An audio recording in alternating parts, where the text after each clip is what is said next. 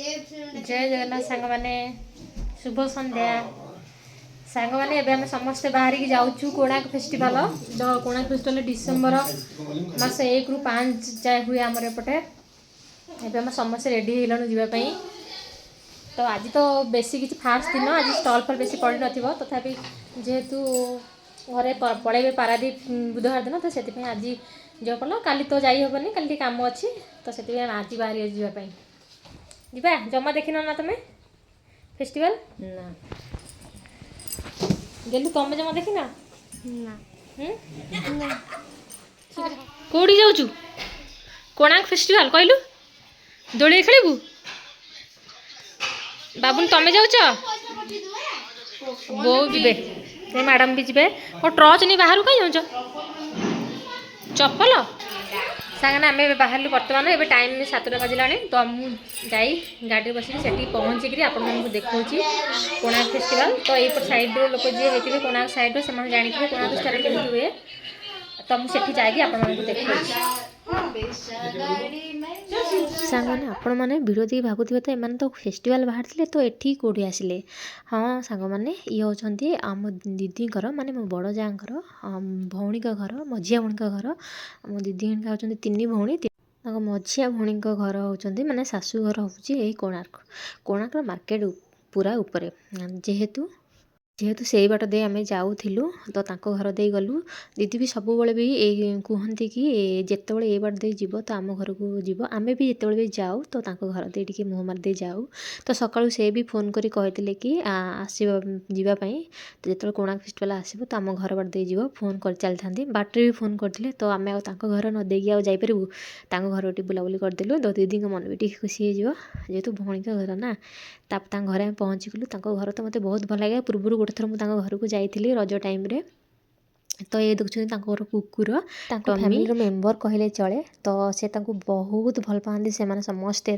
तो निज छुआ पिला ट्रीट कर स्पेशल बेडरूम भी अच्छी टमी भी सहित सेमती मिसु थाए तो बहुत भल लगता देखिकी तो आमको देखिकी सी टे अचिना मारूला तो टे भुका भुकी स्टार्ट कर देता तो किए आसछन्ती माने आम घर को तो मेम्बर मान सहित पूरा मिसी जाए भलसे तो ये आम दीदी रही जाते पछरे जेहेतु आम भाई दुकान माने से मार्केट उपरे तो दीदी आम से रही जाते कहले तुम मैंने आगे जाओ मु भाई सहित पछरे जाऊँगी तो आम आसी बुलाबुली करूँ मत तो बहुत भल लगे घर रूम गुड़ा बहुत अधिक डिजाइन भी मत बहुत भल लगे गोटे पर गोटे रूम एमती भितर को बाहर मत बहुत बढ़िया लगे सबुआड़े चारिआडे बुले पलि आसली तो बुलाबुली कर सारापर जेहेतु आम लेट्रे बाहर दीदी का मन दुख करूँ तुम एत लेट्रे कौन आसिल तो जल्दी तो आसी पार ना 3टारू बाहर देले तो ठीक था आम घर दे टी बुलाबुली करी किए किसी समय रही था आम पाखे तापर जाइए संध्यारे बुलाबुली करी घर फेर से प्राय 8:30 टाइम है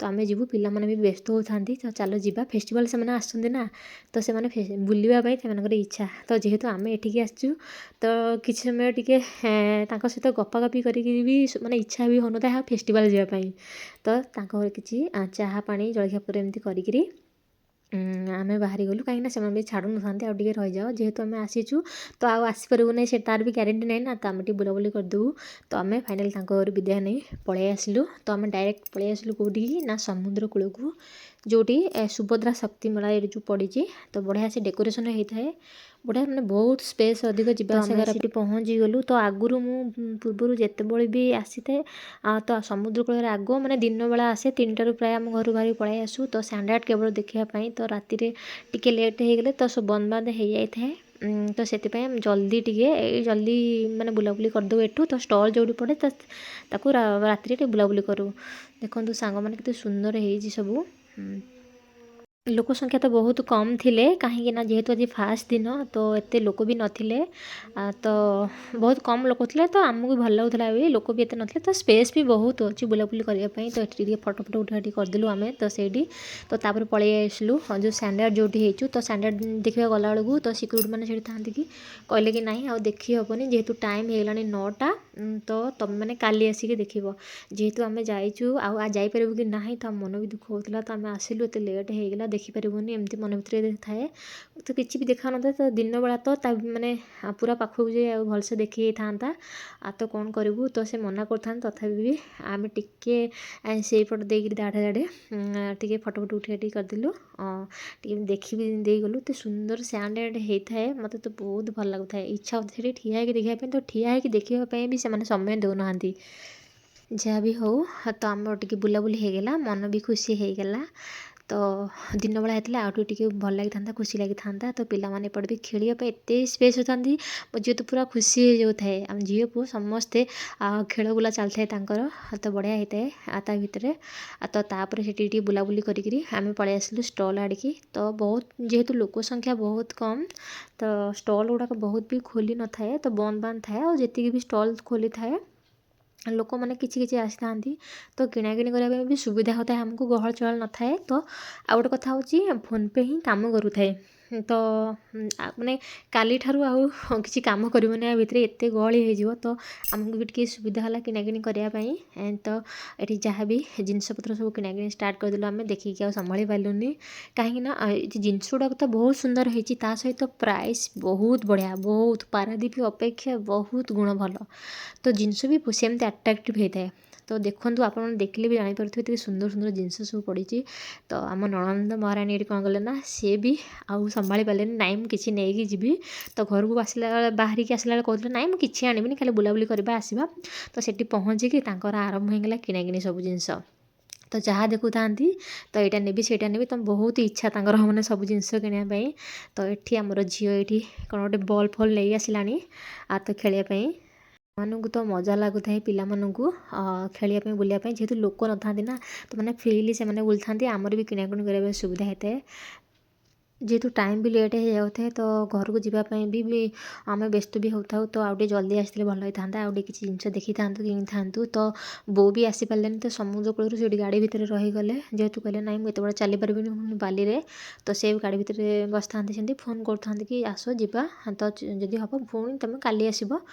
ତ ଆମ ମନ କେଉଁଠି ସମ୍ଭାଳି ହେଉଥାଏ, ଜିନିଷ ଦେଖି ତ ଆମେ ପୁରା ବି ବାୟା ହେଇଯାଉଥାଉ। ତ ଏଠି ଦେଖନ୍ତୁ, ଏଠି କୁନି ମାନେ ଆଣ୍ଠୁଆ ଗୋପଳ କେତେ ସୁନ୍ଦର ହେଇଛନ୍ତି। ତ ବଢ଼ିଆ ଲାଗୁଥାଏ, ତାକୁ ଦେଖି ତ ମନ ଲାଖି ଯାଉଥାଏ। ତ ଏଇ ଯେଉଁ ଛୋଟ ଛୋଟ ଜିନିଷ ଦେଖୁଛନ୍ତି, ତ ଏଇଟା ବଢ଼ିଆ ଲାଗିଲା ଆମକୁ। ତ ଆମେ ସେଥିରୁ କିଛି ନେଇକି ଆସିଲୁ, ପୁରା କୁନି କୁନି ହେଇଛି ଜିନିଷପତ୍ର। ଆମେ ବି ଟିକେ ବାହାରୁ ଥାଉ, ଯିବୁ ବୋଲି ଘରକୁ। ତ ନଣନ୍ଦ ରାଣୀ ଆମର ତ ବିଲକୁଲ ବାହାରୁ ନାହାନ୍ତି, ଏଇଟା ନେବି ସେଇଟା ନେବି। ଆମେ ଏ ଜାଗାରେ କିଣିଲା ବେଳକୁ ସେ ଆଉ କୁଆଡ଼େ ବୁଲିକିରି କିଣାକିଣି ଷ୍ଟାର୍ଟ କରିଦେଲେଣି। ତ ଏଠି ଯେଉଁ ଦେଖୁଛନ୍ତି ଏଇ ଯେଉଁ ଫୁଲ କୁଣ୍ଡ, ତ ସାଙ୍ଗମାନେ ଏଠି ତ ପ୍ରାଇସ୍ ବହୁତ କମ୍ ଅଛି। ପାରାଦ୍ୱୀପରେ ପ୍ରାଇସ୍ କହୁଛି, ମୋର ଠିକ୍ସେ ମନେ ପଡ଼ୁନି ୟାର ପ୍ରାଇସ୍। ତ 30-40 ଟଙ୍କା ପ୍ରାୟତଃ ଅଧିକ ହେଉଛି ପାରାଦ୍ୱୀପରେ। ତ ସିଏ ଧରି ପକେଇଲେ ପୁରା ଫୁଲ କୁଣ୍ଡକୁ 4-5 ନେଇ ଆସିବା ପାଇଁ। ତ ଆଉ ବେଳା ଭଲ ଆମର କି ଫୋନ୍ପେ କାମ କରୁଥାଏ। ସାଙ୍ଗମାନେ ଆଉ ଗୋଟେ କଥା, ମୋ ଝିଅର ଦୁଷ୍ଟାମି ସେଠି ଟିକେ ବଢ଼ିଗଲା। ତ ଦେଖୁଥିବେ ଏଠି ମୋ ଝିଅ କ'ଣ କରୁଛି ନା, ଚଷମା ପିନ୍ଧିକିରି ଏଠି ଠିଆ ହେଇଛି। କ'ଣ ହେଇଛି ନା, ସେ ଡାଇରେକ୍ଟ ଦୋକାନକୁ ଆସିକି ଚଷମା ଭିଡ଼ିକି ଆଣିକିରି ଏଠି ଚଷମା ଲଗେଇକିରି କହିଦେଇଛି ତା ଦିଦିକି ମୋର ଫଟୋ ଉଠା ବୋଲି। ତ ମୁଁ ଆସି ଦେଖିଲା ବେଳକୁ ତ ଚଷମା ପିନ୍ଧିଛି। ମୁଁ ଚଷମା କେଉଁଠୁ ଆଣିଲୁ, ଆମେ ତ କିଣିନୁ ଚଷମା, ତୁ କେଉଁଠୁ ଆଣିଲୁ? ଅବଶ୍ୟ ସେଠି ସେ ଦୋକାନୀ ଭାଇ ଦେଖୁଥାନ୍ତି, ଠିଆ ହେଇକି ହସି ବି ଥାନ୍ତି। ତ ଯେହେତୁ ଆମ ଦିଦିଙ୍କ ପାଖରେ ଥିଲେ, ତ ମୁଁ ତାକୁ କହୁଥାଏ କି ତୁ ଏତେ ଦୁଷ୍ଟ କେମିତି, ଜିନିଷ ନେଇ ଆସି ପିନ୍ଧି ସାରିଲା ପରେ ବି କହୁନୁ କି ମାମା ମୁଁ ଆଣିଛି କିଛି ନାହିଁ। ତ ଦୋକାନୀକୁ ଆମେ ପେମେଣ୍ଟ କଲୁ। ତ ଏମିତି ଥିଲା ତା ଭିତରେ ସବୁ କିଛି ମଜାମସ୍ତି ଟିକେ ଟିକେ। ତ ସାଙ୍ଗମାନେ ତା ଲାଷ୍ଟ ଦିନ ଆମେ ଆସିଥିଲୁ ବୁଲିବା ପାଇଁ। ତ ସେଦିନ ତ ବହୁତ ସାଂଘାତିକ ଗହଳି ହେଇଥାଏ। ତ ସେଦିନ କିଛି ବି ତ ଜିନିଷ ବି ତ କିଣି ହେଲା ନାହିଁ, ମାନେ ଫୋନ୍ପେ ହିଁ କାମ କଲାନି। ଖାଇବା ପାଇଁ ହିଁ ଫୋନ୍ପେ କାମ କଲାନି। ଯାହା ହଉ ଆଜି ତ କିଛି ଏଠି ଖାଇ ପିଇକିରି ଆମେ ଏଠୁ ବାହାରିଲୁ। ତ ଖାଇବା ପିଇବା ଭଲସେ କଲୁ। ତ କିନ୍ତୁ ସେଦିନ କିଛି ବି କାମ କଲାନି, ଭିଡ଼ିଓ ସୁଟ୍ ବି ଭଲସେ କରିପାରିଲୁନି, ଏତେ ଗହଳି ଥିଲା। ତ ସାଙ୍ଗମାନେ ଭିଡ଼ିଓଟି ଲେଟ୍ରେ ହଉ ବରଂ ମୁଁ ପୋଷ୍ଟ କରିଛି, ମୁଁ ମାନେ ଏଡ଼ିଟିଂ କରିନଥିଲି ବ୍ୟସ୍ତତା ଭିତରେ। ତ ବହୁତ ଲେଟ୍ ହେଇଯାଇଛି, ପ୍ରାୟତଃ 15 ଦିନ 20 ଦିନ ଡିଷ୍ଟାନ୍ସରେ ମୁଁ ଭିଡ଼ିଓଟି ମାନେ ପୋଷ୍ଟ କରୁଛି। ତ ସମୟ ପ୍ରାୟତଃ 11:30 ପାଖାପାଖି ହେଇଯାଇଥିଲା। ତ ଆମେ ଆଉ ସେତିକି ବୁଲାବୁଲି କଲୁ, ଆଉ ବାକି ଷ୍ଟଲ୍ ଗୁଡ଼ାକ ବୁଲିନୁ। ତ ବହୁତ ଗୁଡ଼ାଏ ଷ୍ଟଲ୍ ପଡ଼ିଥିଲା, ପାରାଦ୍ୱୀପ ଅପେକ୍ଷା ବହୁତ ଷ୍ଟଲ୍। ତ ବୁଲି ହେଲା ନାହିଁ, ତ ଗୋଟେ ଦିନରେ ତ ବୁଲି ହେବନି ସବୁ। ତ ଆମେ ଭାବିଲୁ ନାଇଁ, ନେକ୍ସଟ କେବେ ଆସିବୁ, ଆଉ ଥରେ ଆସିଲେ ଆଉ କିଛି ବୁଲାବୁଲି କରିବୁ। ତ ସେତିକି ବୁଲି ଦେଇ ଆମେ ବାହାରିଗଲୁ। ତ ସାଙ୍ଗମାନେ ଏମିତି ଥିଲା ଆମର ଆଜିର ବ୍ଲଗ୍ଟି କୋଣାର୍କ ମହୋତ୍ସବ। ତ ପୁଣି ଆର ବର୍ଷକୁ ଅପେକ୍ଷା। ଭିଡ଼ିଓ ଆହୁରି ବି ଅଛି, ତ ଆହୁରି ଆଡ଼୍ କଲେ ବହୁତ ଲଙ୍ଗ ହୋଇଯିବ। ତ ସାଙ୍ଗମାନେ ଏତିକିରେ ମୁଁ ଭିଡ଼ିଓ ଏଣ୍ଡ କରିଛି। ଏମିତି ଥିଲା ଆମର କୋଣାର୍କ ମହୋତ୍ସବ ଭିଡ଼ିଓଟି। ତ ଯଦି ମୋ ଭିଡ଼ିଓଟି ଆପଣମାନଙ୍କୁ ଭଲ ଲାଗେ ତେବେ ଲାଇକ୍ କରିବେ, ସେୟାର କରିବେ, କମେଣ୍ଟ କରିବେ ଏବଂ ମୋ ୟୁଟ୍ୟୁବ୍ ଚ୍ୟାନେଲକୁ ସବସ୍କ୍ରାଇବ୍ କରିଦେବେ, ଯେମିତି ଭିଡ଼ିଓ ଆପଣମାନଙ୍କ ପାଖରେ ପହଞ୍ଚିବ। ରହୁଛି, ଜୟ ଜଗନ୍ନାଥ।